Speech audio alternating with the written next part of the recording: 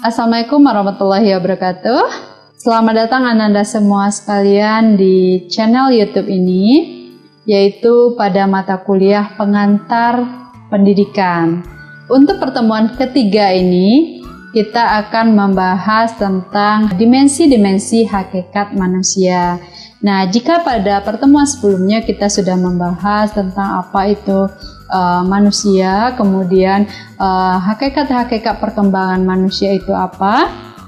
Nah, maka kita akan melanjutkan pembahasan tentang dimensi-dimensi hakikat manusia. Tujuannya nanti Ananda setelah menonton video ini diharapkan paham apa itu dimensi-dimensi dari hakikat manusia itu sendiri. Nah, karena nanti Ananda sekalian akan berhadapan dengan manusia juga, yaitu peserta didik Anda. Maka kita harus mengetahui apa itu dimensi-dimensi dari hakikat manusia. Nah, untuk lebih jelasnya, silahkan saksikan video ini dari awal sampai akhirnya. Baik, Ananda sekalian, kita akan melanjutkan pembahasan tentang dimensi-dimensi hakikat manusia. Nah, jika pada video sebelumnya kita sudah membahas tentang hakikat manusia beserta pengembangannya, sekarang kita akan membahas dimensi-dimensinya. Apa saja dimensi hakikat manusia? Yang pertama yaitu dimensi keindividualan. Yang kedua ada dimensi kesosialan.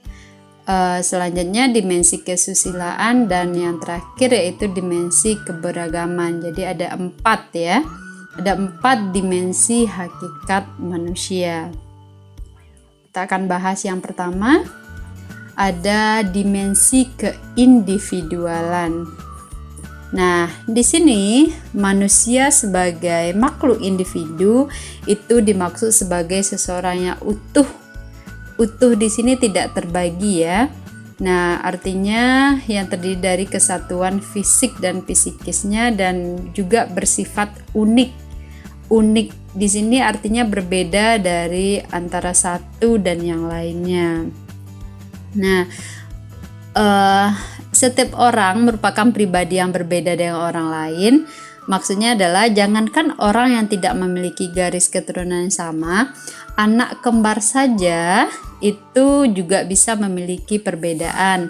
Tidak ada dua individu yang benar-benar sama di muka bumi ini. Jadi bersifat unik ya.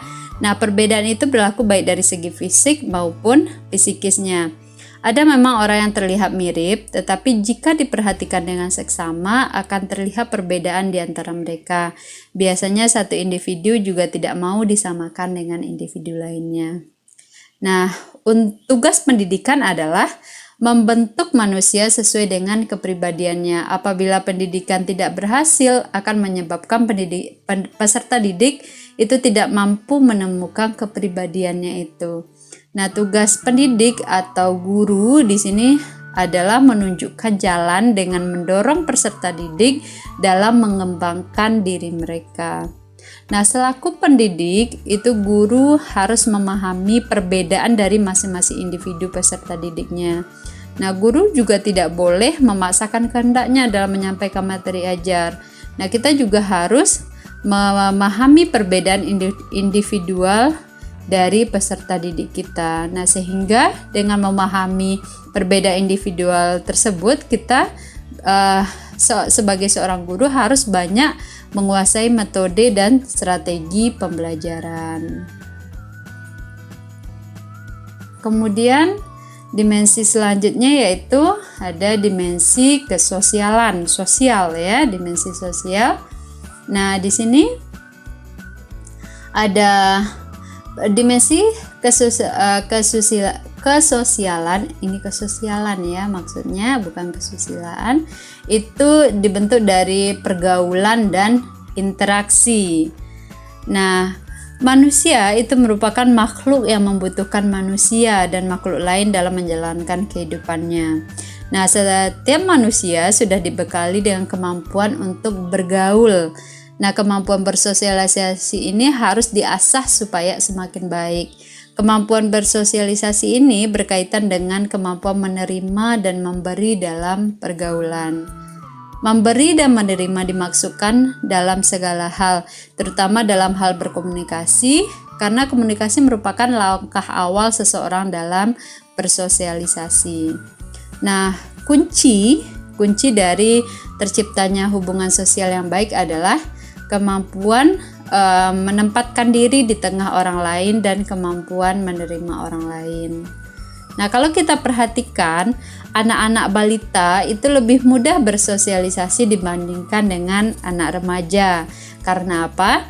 Karena anak-anak itu bisa dengan mudah menerima dan memberi kepada anak-anak lainnya tanpa ada rasa malu, minder, maupun memperhatikan unsur lain pada diri anak lainnya itu.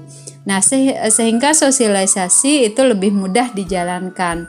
Nah, kalau pada remaja, mereka terkadang tidak mampu untuk memberi dan menerima dengan baik karena mereka sudah malu mungkin dengan temannya yang laki-laki, atau yang laki-laki malu dengan temannya yang perempuan, atau sebaliknya gitu. Banyak faktor yang menyebabkan gitu ya.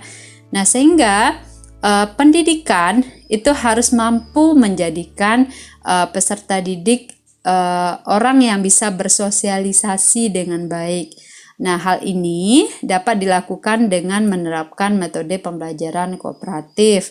Selain itu, guru juga harus bisa melakukan dengan mengembangkan keakraban dan suasana yang menyenangkan dalam kegiatan pembelajaran, sehingga pergaulan atau interaksi antara siswa dengan siswa itu ada gitu. Jangan hanya interaksi itu hanya satu arah, hanya dari guru ke siswa. Jadi guru juga harus bisa menimbulkan adanya interaksi di antara siswa-siswa di kelas, sehingga dimensi sosialnya itu meningkat ya, interaksi di antara siswa itu meningkat.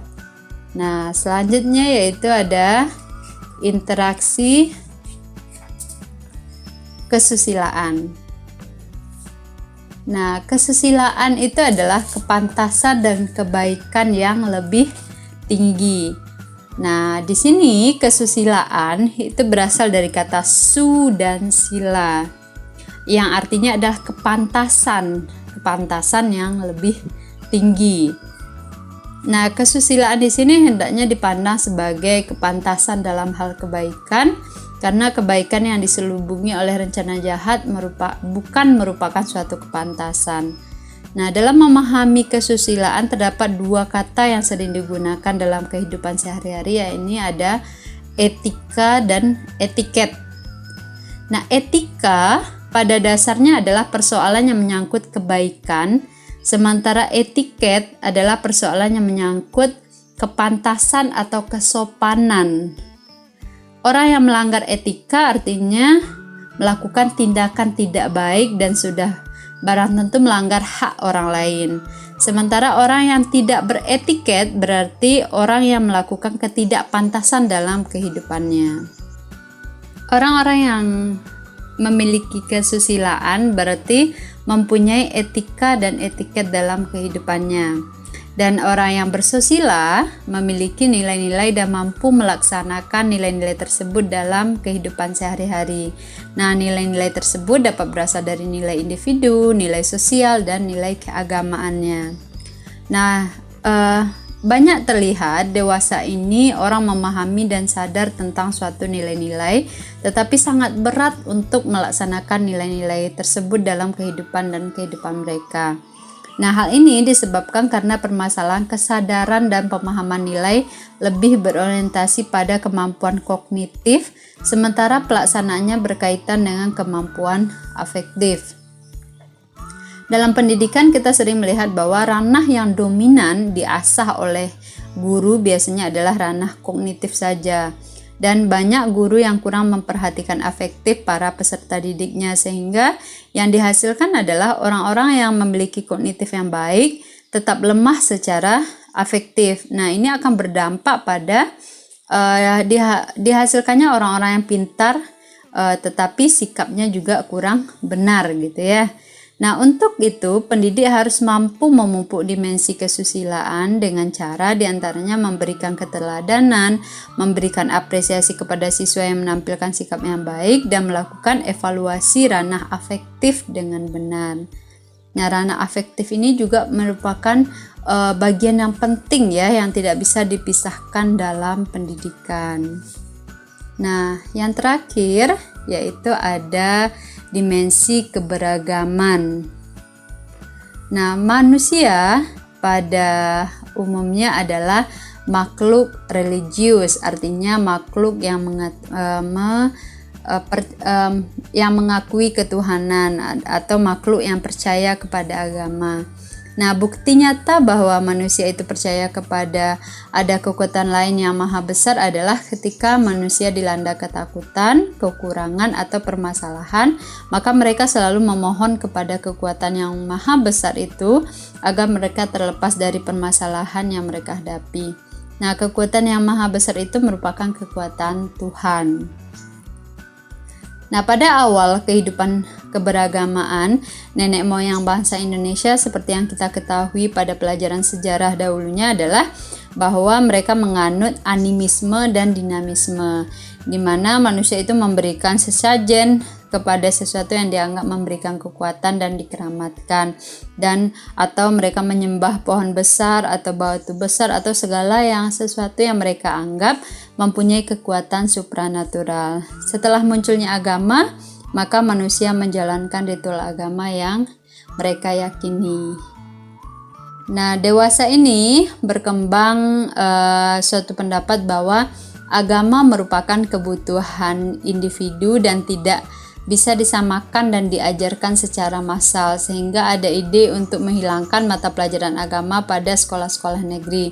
Nah, menurut saya itu tidak sesuai.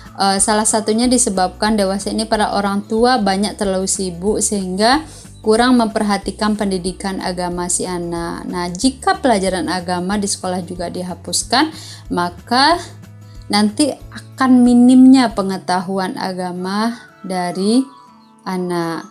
Nah, apabila kondisi ini, apabila pelajaran agama di sekolah dihapuskan, maka tentunya anak-anak akan jauh dari dari nilai-nilai kebaikan. Oke, itu tadi tentang dimensi keberagaman dan dimensi-dimensi hakikat manusia. Nah, kemudian untuk dimensi keberagaman sendiri itu dicerminkan dalam sikap, perilaku, dan pandangan sehari-hari. Oke, demikian pembahasan kita tentang dimensi-dimensi hakikat manusia. Semoga dapat dipahami. Nah, jika ada yang ingin ditanyakan, boleh ditanyakan di kolom komentar. Dan jika ada yang ingin didiskusikan lebih lanjut, bisa nanti didiskusikan di grup WhatsApp kita. Dan untuk kuisnya, silahkan dikerjakan dan dikirimkan sesuai dengan waktu yang sudah ditentukan. Nah, demikian video kali ini. Dan untuk video berikutnya, kita akan membahas tentang unsur-unsur pendidikan. Silahkan dicari materi tentang hal tersebut, boleh dari buku, dari internet, atau dari mana saja. Demikian, Assalamualaikum warahmatullahi wabarakatuh.